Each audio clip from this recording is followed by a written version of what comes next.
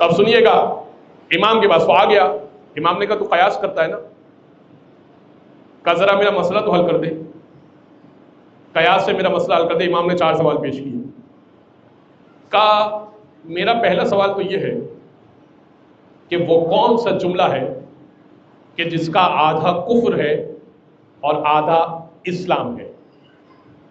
لگا قیاس، تکا لگا، اندازہ لگا، ایسا کون سا جملہ ہے جس کا آدھا کفر ہے آدھا اسلام ہے؟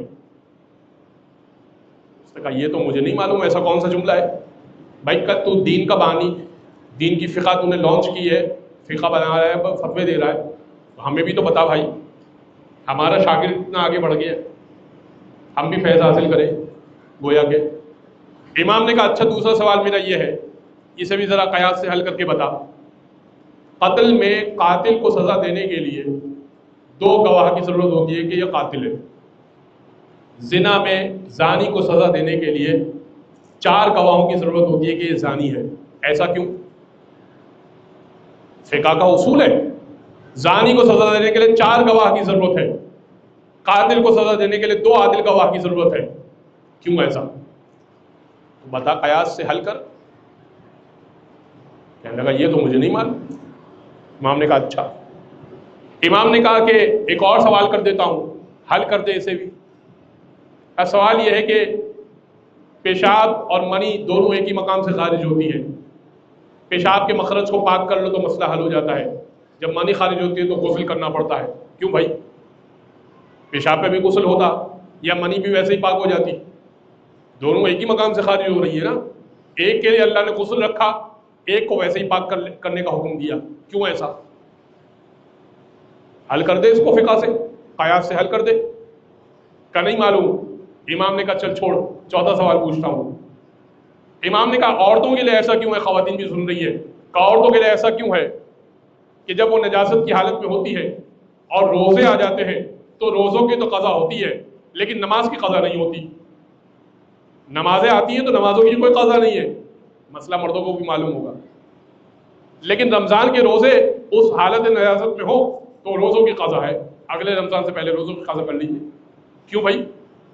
یا تو روزے بھی چھوڑ دیتا یا نمازوں کی بھی قضا کروا لیتا، ایک میں چھوٹ دیتی اور ایک میں قضا کرنی، کیوں بھائی؟ کہنے لگا مجھے تو نہیں معلوم، قیاس سے حل کر دے، ایک کا حکم دوسرے پہ لگا۔ کہنے لگا آپ بتا دیجئے۔ امام نے فرمایا، اب سنیے گا اور یہ آخری روایت ہے، اس کے بعد میں منزل مصائب پر آؤں گا۔ امام نے فرمایا وہ جملہ کہ جس کی ابتدا کفر ہے اور انتہا اسلام ہے وہ کلمہ ہے لا الہ، نہیں ہے کوئی معبود۔ جب تو نے کہہ دیا کہ نہیں ہے کوئی معبود تو کافر ہو جائے گا، اور جب کہہ دیا الا اللہ، سوائے پروردگار کے، تو عین اسلام کا جملہ کہہ رہا ہے۔ ابتدا کفر ہے، انتہا اسلام ہے۔ پھر امام نے جملہ کہا کہ جسے ابتدائی کلمے کا معلوم نہ ہو وہ دین کے بارے میں فتوے نہ دیا کرے۔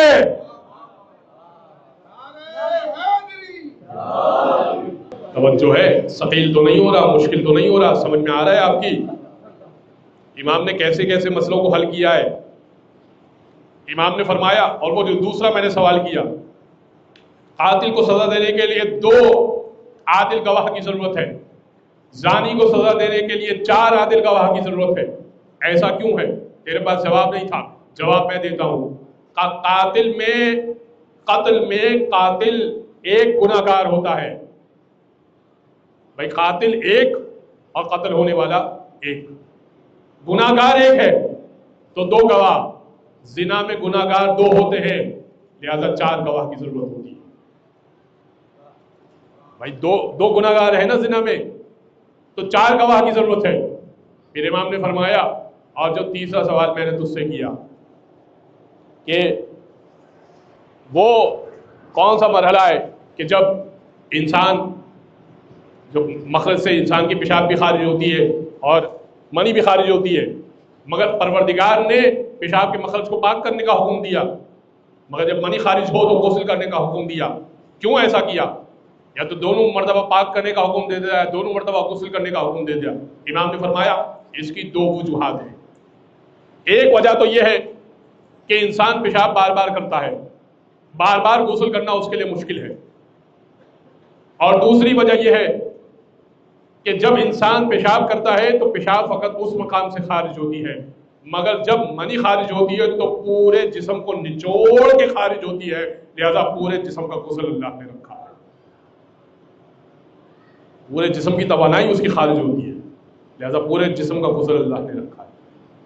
فرمایا کہ عورت نجاست کی حالت میں رمضان آ جائے تو روزوں کی قضا رکھی ہے اور نمازوں کی قضا نہیں رکھی ہے نجاست کی حالت میں. ایسا کیوں رکھا اللہ نے؟ تجھے نہیں معلوم تو میں بتاتا ہوں. امام نے فرمایا سال میں فقط رمضان اللہ نے ایک مرتبہ رکھا ہے، لہذا اگر نجاست کی حالت میں رمضان آ جائے تو روزے جو چھوٹ جائیں تو قضا کر لو اگلے رمضان تک، مگر نمازیں تو ہر وقت فرض ہے، ہر روز فرض ہے، لہذا جب ایام مخصوص آ جائیں تو نمازوں کی قضا نہیں ہے مگر روزوں کی قضا اللہ نے رکھی کہ سال میں ایک ہی مرتبہ تو رمضان ہے، قضا کر کے پورے 30 کر لو.